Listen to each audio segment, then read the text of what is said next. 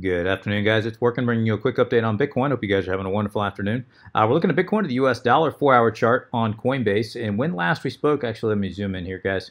When we spoke last, guys, Bitcoin was operating within kind of this falling wedge. I did tell you that was a bullish pattern. I was looking for a bounce somewhere around the 99.50 to about 10,100. I did tell you anywhere in this area to expect a bounce right in here, and that's exactly what did happen. Price came down here, actually did have one decent bounce, rejected, kind of faked everybody out, came back down for a lower, actually wicked right below down to about 9,900, but again, just by a wick. This is why we don't go by a traditional, just a break. We go by a confirmed break. In other words, in this case, it would have been a 4-hour open and close. Now, I oftentimes use much smaller time frames, maybe an hour open and close, something like that, but for our purposes, a 4-hour open and close would have kept you, would have kept you on the right side of this trade. And then, of course, we did end up bouncing above, and of course, it does look like that descending triangle is starting to play out. Now, as I said as I said on my last update, which was, I believe, 2 days ago, I said that a measured move off of this thing would bring us up to somewhere around 10,500 to 10,650, somewhere around this our area of known resistance right here at 10,650, maybe just a little bit below that.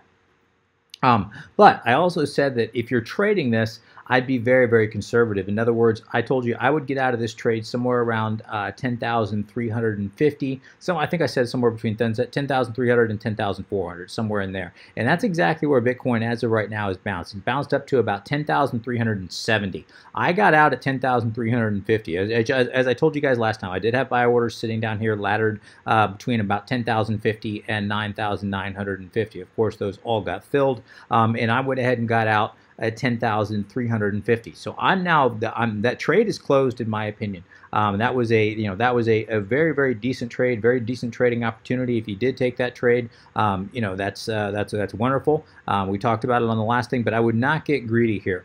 Yes, it does look like there's a good chance this thing comes back up and tests at least the descending resistance line of the overall descending triangle that we are in now, which would have us somewhere around, again, 10,600, 10,500-ish, somewhere thereabouts. It does look like there's a good chance it comes up there, if not test, 10,650, our known area of resistance. But it doesn't mean it has to, and Bitcoin is certainly has become infamous for, especially over the last couple of months, for faking everybody out. There's a lot of manipulation going on. So again, guys, this is why I said on the last video, if you are going to take this trade, don't get greedy. Now, I'm not a financial advisor, This is not financial advice. I'm just kind of telling you what I'm doing, and you, of course, have to make your own decision.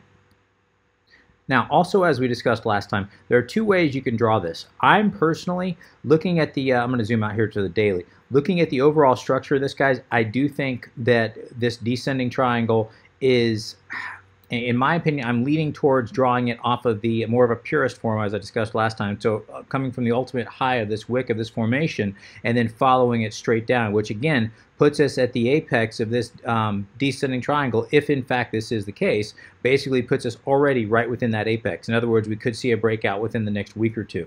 I do think there's a good chance that this is in fact the correct way to look at this, and the volume signature actually does back that up. If I come over here, guys, and we just look at the overall volume signature, it's getting squeezed tighter and tighter within a range. We can see that the apex of that volume signature basically comes in line with exactly the apex of this descending triangle that we just talked about. I mean, almost perfectly. So that's really, really difficult to ignore. I know a lot of people are still drawing this, and I understand why, because this is, I believed, until we had this rejection right here, I believed the very likely the correct way to draw this was something like this. And if this is in fact the case, if I get rid of this, let me just get rid of this briefly. There we go. If this is in fact the case, of course, we very likely may come up here, test 11,000, 11,050, and then reject a little bit higher, and then just maintain this overall sideways movement within this overall descending triangle that basically won't come to an apex until about the end of October, beginning of November, somewhere thereabouts. But that just doesn't line up with the volume signature at all. It doesn't have to. Volume signature is just one thing. Of course, this could absolutely be the accurate way to draw this, guys, and I think we'll find out soon enough. And certainly, if we do break above 10,650 and then it rejects right around 11,050, or at this would be descending the top of the descending triangle in this scenario, then of course I will have been wrong, and this will have been the correct way to draw that. But until that does happen, guys, I still think there's a very, very good chance that we're looking at something like this. The volume signature just plays out, and as of right now, the price rejecting right at the top of that descending triangle just seems to make the most sense right here. Now again, I could be completely wrong on that, guys. I'm not telling you that this is 100% the case. I'm not ready to to die on that hill just yet. I'm just saying, for me, this is what I'm leaning towards until until price proves otherwise.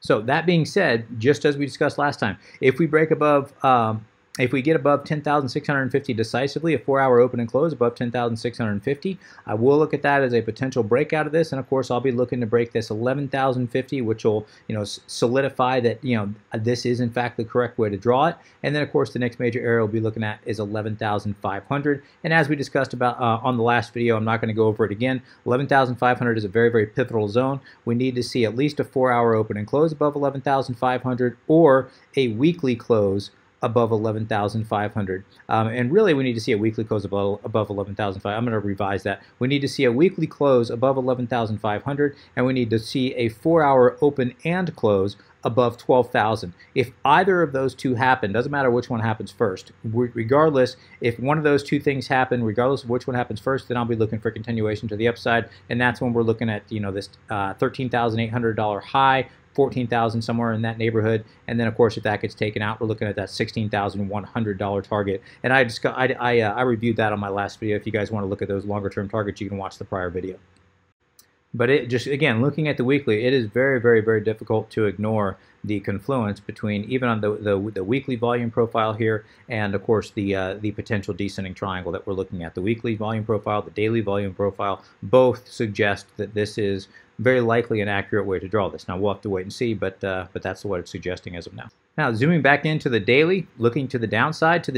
If we do get, and I'm going to zoom actually into the 4-hour. To the downside, if we do get a 4-hour open and close back below 9,950, again I will be looking for a move down to 9,400. If 9,000, now it doesn't necessarily mean 9,400 is going to break this time. We'll have to wait and see how it plays out. However, if we do get a 4-hour open and close below 9,400, that's when that target of between 89 and 8,500. That's when I'm going to be looking for a very quick drop between, again, 89 and 8,500. And I do have a decent amount of buy orders sitting down here. Certainly not going to try to break the bank, as I discussed on my last video. About 20% of the money that I have set aside to buy Bitcoin is banking on a potential bear trap where price drops down here and reverses course around 85 to 8,900, knowing that I call that a bear trap because if you've missed my prior videos, knowing that a measured move off of this, it would bring us down to about 7,000. And I do think if we do decisively break below 9,400, most people are going to be looking for that measured move down to about 7,000, which is why I think a bear trap around reversing at between 89 and 8,500 is a very, very real possibility. Certainly doesn't mean it has to happen, and if we do break below that, I will have money set aside to take advantage of the lower prices. But in my opinion, I do think that it's worth the risk to look for a potential bear trap and to potentially put in some buy orders down here between 89 and 8,500. But again, not financial advice, not a financial advisor. All right, checking our moving averages, exponential moving averages, guys. Looking at the 4-hour chart, we can see the price is coming up, finding some resistance right around the 50 simple and the 200 simple. We did have that death cross where the 50 simple crossed above the 200 simple back on September the 10th, so 2 days ago, and we are seeing some rejection right around that area now. So not, as of yet, haven't had that follow through. We'll have to wait and see kind of how this ends up playing out. Potentially, we could see that, but we are finding again a lot of resistance. The 200 simple and the 50 simple, as well as the upper Bollinger Band here on the 4-hour chart, is a lot of confluence between there. In other words, there's a lot of resistance sitting right there, and we can also see there's a lot of visual resistance that is also sitting right there. So this is why I think this is a very, very important area. If we can get above this area, there'd be some decent blue sky up to about, at least 10,500 to 10,650, somewhere in that area. But it's not going to be any small feat to get above this area. All right, let's check the daily. Looking at the daily, just as we discussed last time, guys, we are seeing the 821 and 55-day EMA all converging on top of each other here, guys. Very, very squeezed very, very tight. And we're also seeing the Bollinger Bands, daily Bollinger Bands, also bottlenecking.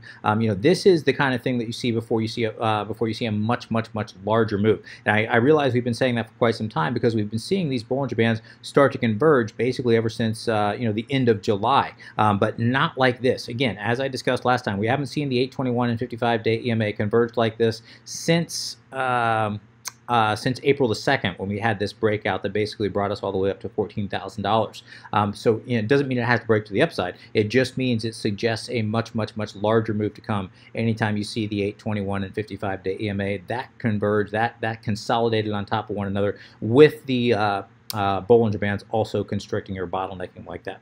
All right, let's quickly look at the weekly. Also, the weekly Bollinger Bands are starting to constrict here, are starting to bottleneck. We are seeing price again just continue to snake right around that 8-week EMA.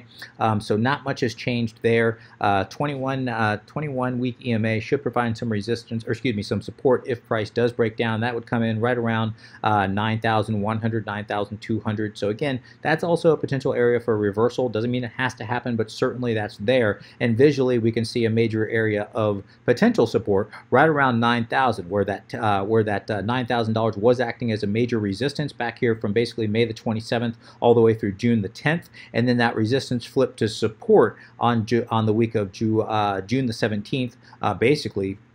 Since bounced again on the week of July the 15th, the week of July the 22nd, and it hasn't reached down there quite yet, but certainly visually here, we can see that $9,000 area is a very real area of potential support if price does break down.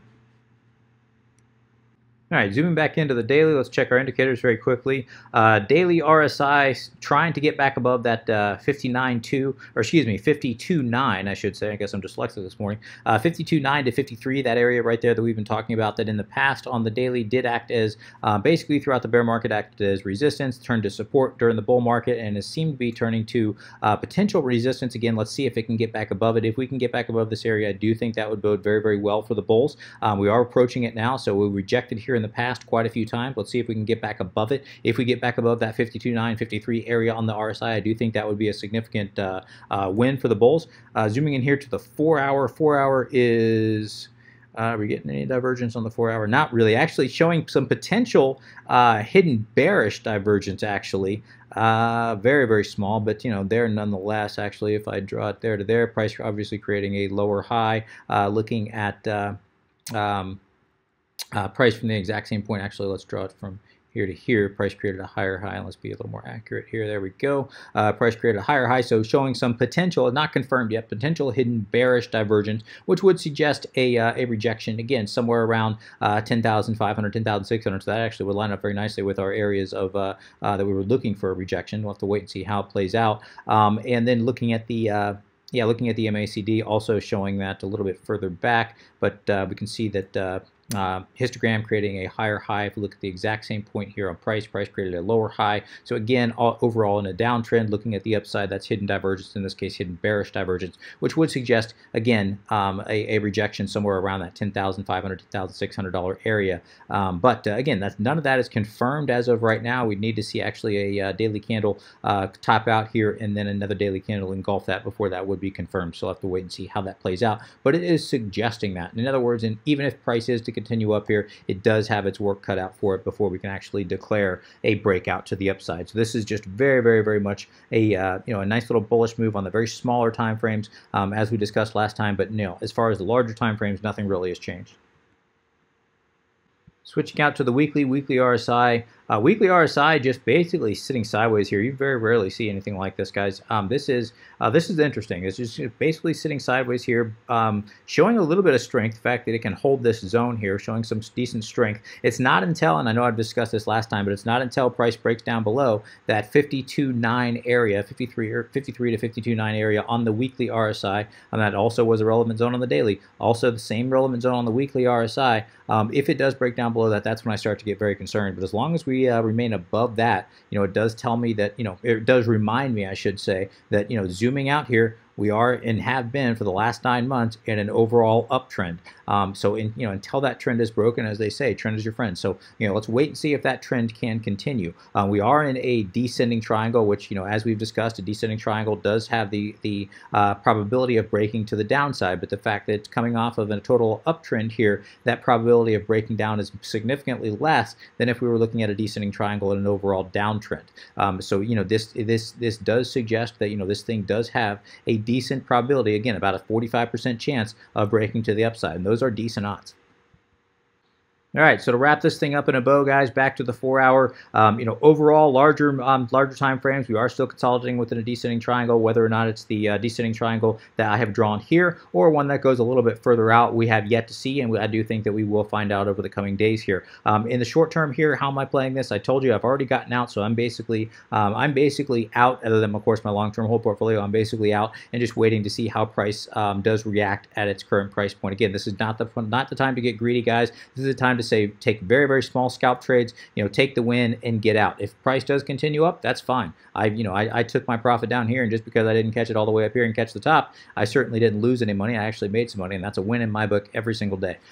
So how am I playing this, guys? As I said, I'm just waiting to see how the price plays out at its current price point. I do think, again, a measured move could bring this thing up to about 10,600 to 10,650, and we'll have to wait and see how it plays out. Conversely, if this thing does reject right here, guys, I'll be watching that $9,950 zone once more. 9,950 does break. I do think that's going to be your signal, decisively, I should say. Let me be very clear. A 4-hour open and close below 9,950, I will think will bring us down to 9,400. That would be a decent scalp if you're looking to short, and you see that would be a decent scalp in my opinion. Again, not financial advice, but that would be a decent sell signal, targeting about 9,400. And as always, I would get out fairly early, probably around 9,000, 9,550, 9,500. That'd be where I'd be looking to get out. I would not want to target all the way down to 400, because that's what everybody is going to be doing. So that's basically it, guys. I'm going to go ahead and wrap things there. If you have any comments, questions, suggestions, please let me know in the comments section below. As always, would appreciate an upvote. If you have enjoyed this content, please remember to like, subscribe, hit that notification bell in the bottom right-hand corner. Till next time, guys, please trade safe. Take care of yourselves. This is Workin, signing out.